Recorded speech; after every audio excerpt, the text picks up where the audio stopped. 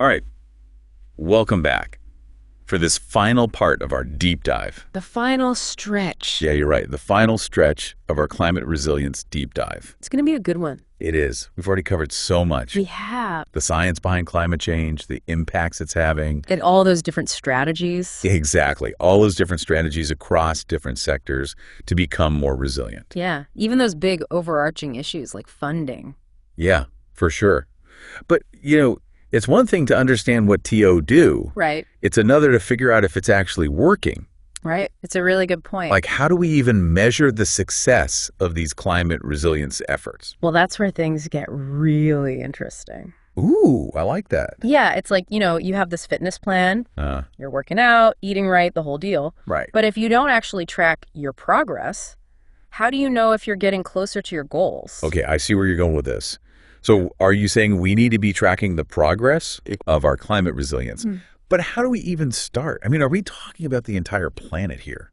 Well, yeah, in a sense, Oh, yeah. It's about monitoring, reporting, and evaluating those efforts. Monitoring, reporting, and evaluating. Yep. MRE for short. MRE. Okay, got it. And it's not just about collecting a bunch of data. Right. It's about using it, Yeah.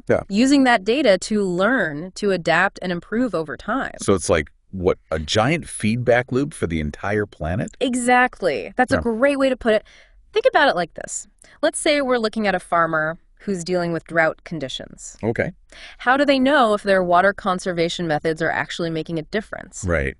MRE can tell them. Often with really impressive, granular detail, we might use remote sensing to track changes in soil moisture. Oh, wow. Gather feedback directly from the farmer, see how they're doing, and even analyze, their crop yields over time. Compare those. Oh, wait, back up for a sec. So we're not just talking about satellite images and these, big sweeping trends here. Nope, not at all. MRE can, and often does, get incredibly specific, which is really where its power lies. Imagine you can tell that farmer, hey, method A is actually working much better for your specific soil type than method B. Oh, that's incredible. That's like what personalized climate resilience coaching, but using data. Yeah. It's like having a personal trainer for your farm or your city or even a whole region. I love it. It takes the guesswork out of it. Totally. It's not about intuition anymore. It's about having the evidence to say, this is working, this isn't, and here's why. Oh, sure. I'm sold. But how do we even begin to measure something as complex as resilience? It's not like we have this universal resilience meter we can just stick in the ground, right? Haha. No, not quite. It all begins with defining really clear objectives. What are we trying to achieve with these resilient efforts? And then we figure out the measurable indicators. The measurable indicators. Yeah. So are we trying to, reduce flood risk in a coastal city? Or maybe enhance food security in a region that's prone to drought? Once we know the what, we can figure out how to measure it. Makes sense. Okay, that makes a lot of sense. Yeah. So if we're talking about reducing flood risk, we might look at things like the height of seawalls or how many homes have been retrofitted to withstand flooding. Yeah. All of those are great examples. Oh, or even how effective are early warning systems at getting people to safety. Exactly. And, what's really cool about MRE is that it considers both the quantitative data, like all those measurements you just mentioned, and qualitative data. It's not just numbers. What kind of qualitative data are we talking about? Well, things like what are people's perceptions of safety and preparedness? How are communities feeling about their ability to cope with climate impacts? Oh, interesting. So it's we're piecing together clues from all these different sources to build this complete picture of resilience. That is a fantastic analogy. Really, it's like detective work for the planet. Love it. And, the most effective detectives, they're always learning, adapting their methods, refining their understanding of the case. So MRE is not this static thing. No, not at all. It's a process that's constantly evolving. Exactly. Oh, this is fascinating. Okay, so we've gathered all this data. We've got our quantitative and qualitative insights. What happens next? Who gets to see all this information? Well, that's where the reporting part comes in. We're not just collecting this data for fun. Right, of course not. It's about communicating the findings to all those stakeholders, all those who are involved, local communities, governments, international organizations, you name it. It's about transparency. Absolutely. But also accountability, right? I got it. But I got to ask, once those reports are delivered, do they just end up gathering dust on a shelf somewhere? Let's hope not, because that's where evaluating comes in. Yeah. The final piece of the puzzle. Exactly. We take all that data, the numbers, the trends, the stories, and ask those tough questions like, okay, what's actually working, what's not, and most importantly, why?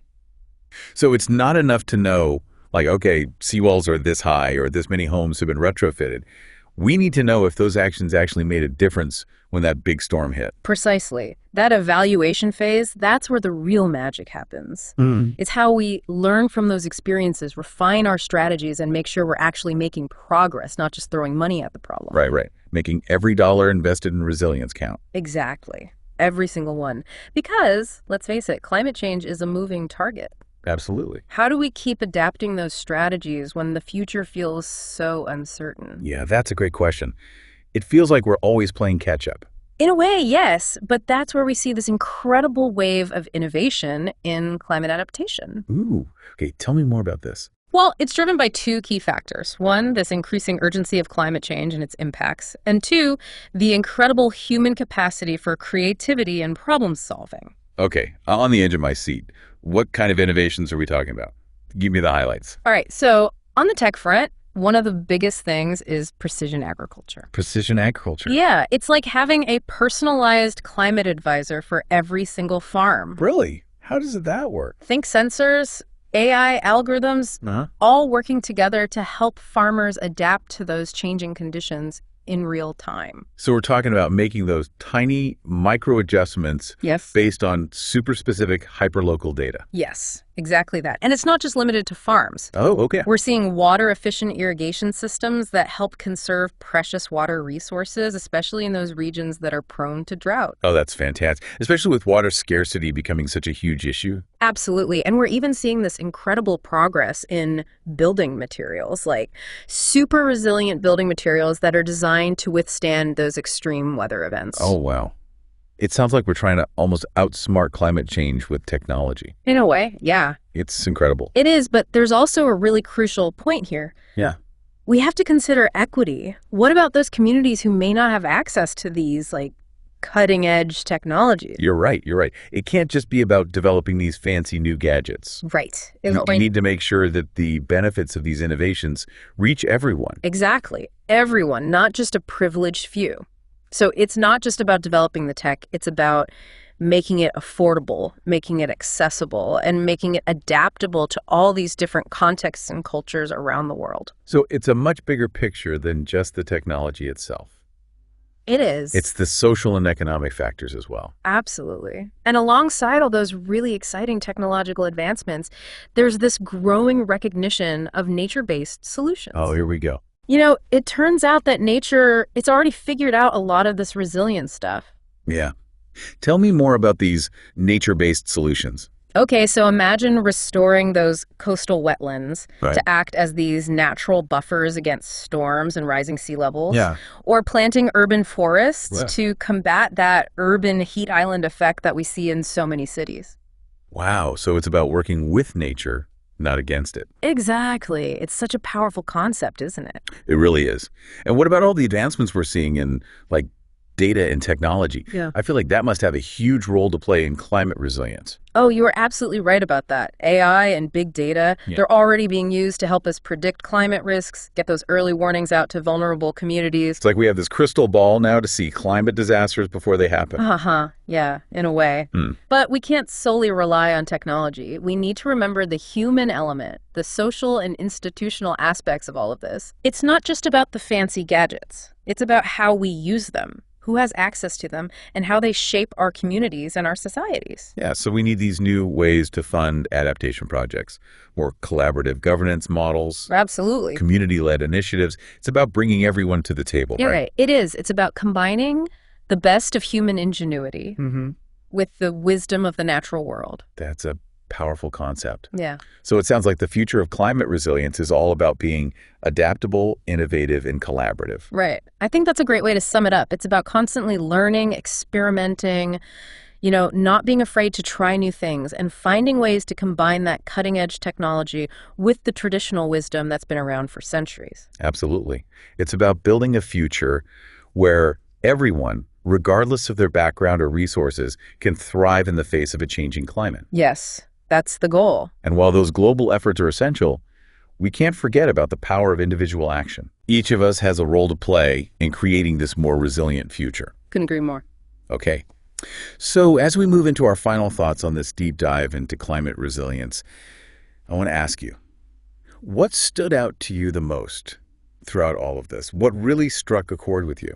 It's about sharing those findings, you know? Okay, yeah. We can't just keep all this amazing information to ourselves. Right. We have to share it with everyone involved. Local communities, governments, international organizations, everyone. It's all about transparency Absolutely. and accountability, right? Yeah. Making sure everyone's on the same page. Exactly. We need to be sure everyone's working together towards the same goals. Makes sense. But I have to ask, once those reports are out there, do they actually get read? Or do they just, end up gathering dust on a shelf somewhere? Well, hopefully not. That's where the evaluating really kicks in.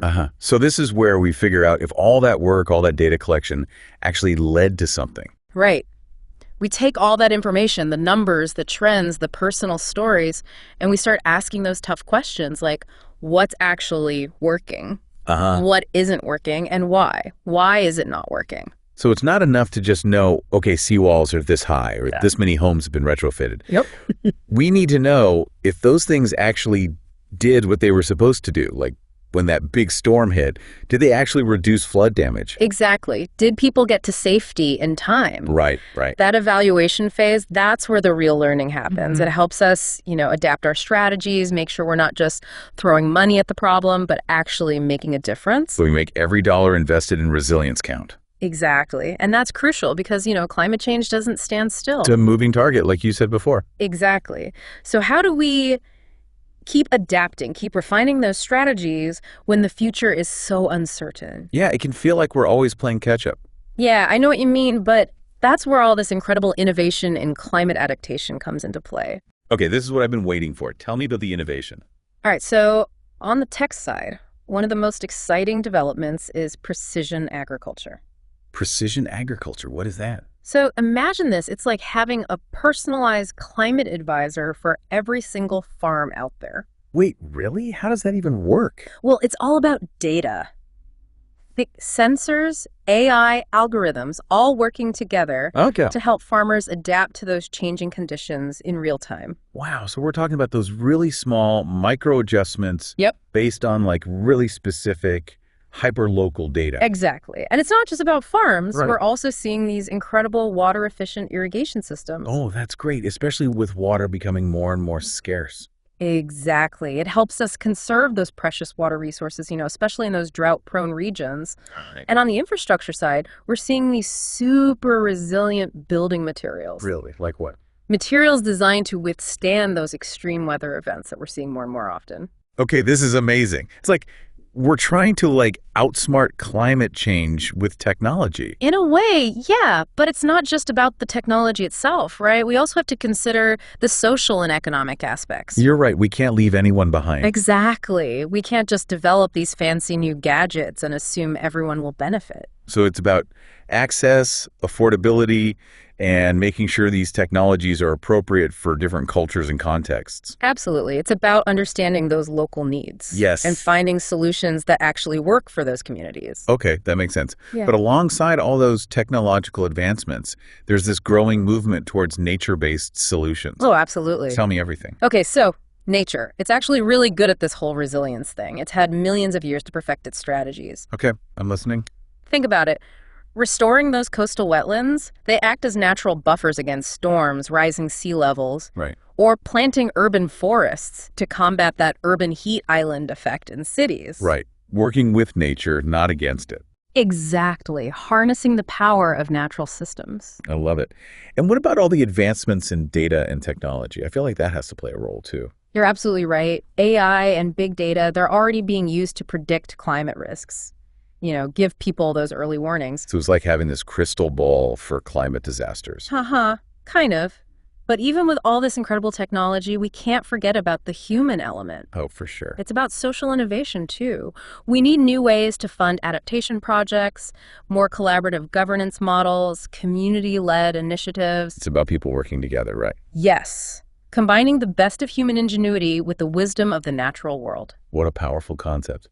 So it sounds like the future of climate resilience is all about being adaptable, innovative, and collaborative. I think that's a great way to put it. It's about constantly learning, experimenting, not being afraid to try new things and finding ways to combine that cutting edge technology with the traditional wisdom that's been around for centuries. Yeah, it's about weaving together those different threads of knowledge Exactly. to create this tapestry of resilience. Beautiful analogy. Thanks.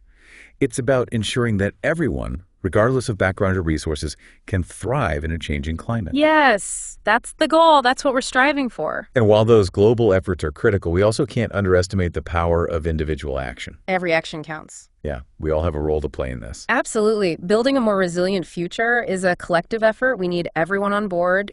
For me, it's the ingenuity that gives me hope. The ingenuity. Yeah, like we've talked about these big concepts, right? Like MRE. Yeah, MRE, these frameworks for understanding resilience. Right. But then we see those hyper-specific examples. Oh, you mean like that farmer using sensors to make tiny adjustments Exactly. to their irrigation? Or that coastal community restoring their mangrove forests as a natural seawall. Yeah. It's that blend of big picture thinking with those real, tangible actions. That's what makes it feel real, right? Yeah, it's not just theory. It's people actually doing things. It's happening right now, all over the world. It's about understanding that everything's connected, right? Yeah. From global policies to local communities, even those ancient indigenous practices, it's all part of the same story. It is, and that's where I think individual action comes in. We've covered so much in this deep dive. We've really gone deep. But here's the real question for everyone listening. Yeah. What's your role in all of this? Ooh, that's a good one. It's not just about being informed, right? Right. Yeah. You have to actually do something with all this knowledge. Exactly. So what are you passionate about? What are your skills? How can you use those to contribute to a more resilient future? I love that. You're really pushing us to go beyond just listening, to actually participate in creating solutions. Because we need everyone. Everyone has something to offer. Whether it's supporting an organization in your community, maybe investing in a startup that's developing those resilient building materials, Right. Or even just talking to your neighbors about planting native species in their gardens. Those small actions add up, right? They do. Every single one makes a difference. This hasn't just been a deep dive into information. It's been a deep dive into our own potential to make a difference. That's a great way to put it. And that potential is huge. It really is. So as we wrap up this incredible deep dive into climate resilience, That it's in a journey. it has a whirlwind of information and inspiration. And it doesn't end here, right? No, absolutely not. Building a climate resilient future is an ongoing process. It's a journey, not a destination. We're all in this together. Learning, adapting, evolving alongside our planet. And finding those solutions together. Thank you so much for sharing this journey with us. It's been truly enlightening. The pleasure was all mine. So to all our listeners out there, keep learning, stay engaged, and most importantly, take action. The future depends on it. Until next time, stay curious and stay resilient.